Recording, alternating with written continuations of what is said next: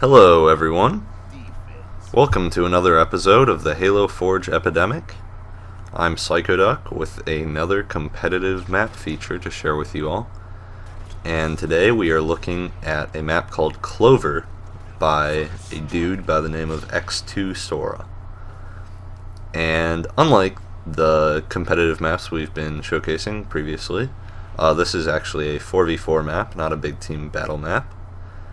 And this is an asymmetrical map, best played with Team Slayer and one flag CTF.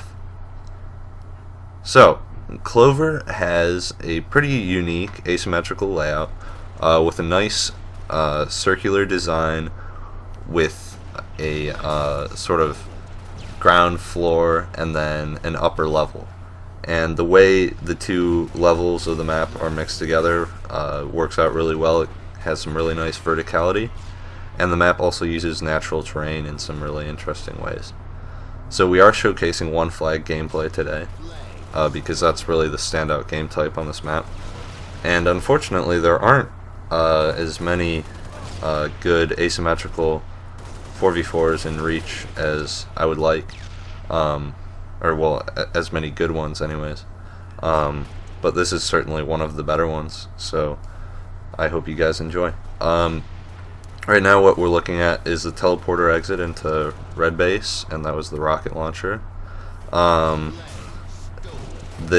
rocket launcher is kind of held by red team in flag games, or actually the defenders I should say, because red team starts off as the defenders but it switches based on the rounds. And then the sniper is more held by blue team. However, in Slayer games, the rockets and sniper are actually shifted over a little bit to more neutral positions, so both weapons are more neutral. But it shouldn't throw you off too much, but you should definitely keep that in mind. One thing that's interesting about Clover is, like you can see here, the yanking the flag from the base is, it's difficult, and carrying the flag through the center is difficult, but where the real difficulty comes in capturing the flag is the home stretch. As you can see, blue team got the flag all the way over to their return point, and it was stopped just feet away and has been recovered, which is really disappointing if you're on blue team, but it's makes for some pretty exciting moments if you're on red team. Also, we are showing Naked Eli's gameplay again, and we'll be continuing to do that for the next several videos. So if you're not my biggest fan, you'll be happy to see Naked Eli pooping on my face many times in the next several videos. But yeah, Naked Eli will be showing some cool strategies and some good tactics. So aside from the sniper and rocket launcher, there is also an active camo power-up on the map. So I would recommend playing the map with title update game modes, so that the active camo isn't completely useless. And also there is a mongoose on the map, and there's only one of them, so we don't have to worry about the mongoose debate. And yeah, you can see that right here on the left. It's kind of a nice asset that the defenders have. They can kind of go out and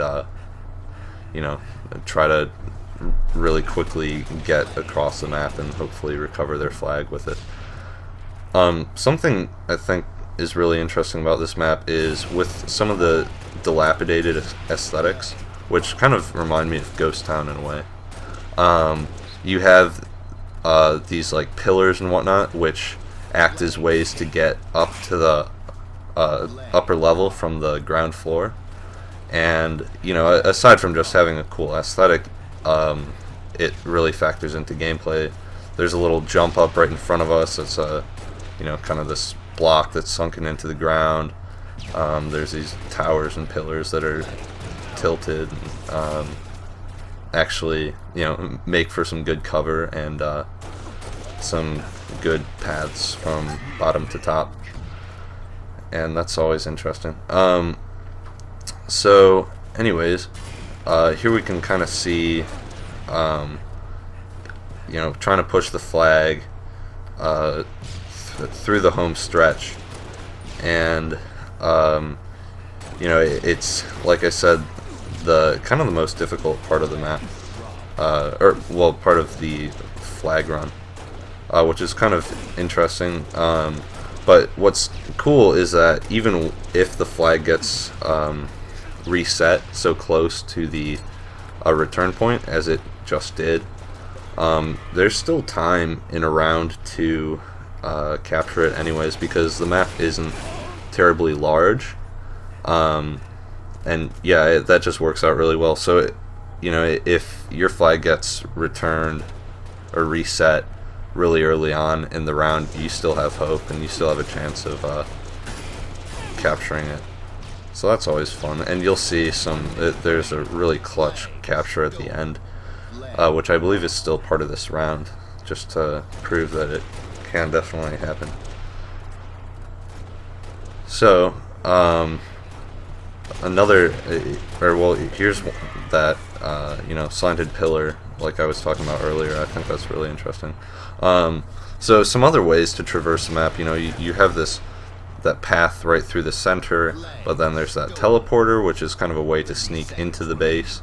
The active camo, as you can see here, can be pretty useful for sneakily traversing the map, although I don't think it helps you out too much when you're carrying a big, highly visible flag. But there's that. I wouldn't recommend taking the teleporter once you have the flag, because that kind of puts you right back into red base. But yeah, just the system with the kind of circular layout of the map, and grav lifts and man cannons and jump ups and whatnot are all really cool. I also really like how like the sniper rifle is set on a little sconce that has a light on it. You know, it's very easy to tell where all of the weapons are on the map. They're all on little platforms or what have you, which makes them stand out. And here you're about to see this clutch finish, which was really exciting. I believe this was the only score of the game. It was in the final round, and it was this clutch finish. Kind of disappointing to me on blue team, but you know, like I said, it was very exciting for red team. So anyways, I hope you guys have enjoyed looking at a 4v4 map, and in the near future we'll be mixing in, you know, 4v4s, big team maps, and hopefully some other kinds of competitive maps as well, in addition to our other features. So thanks for watching, guys.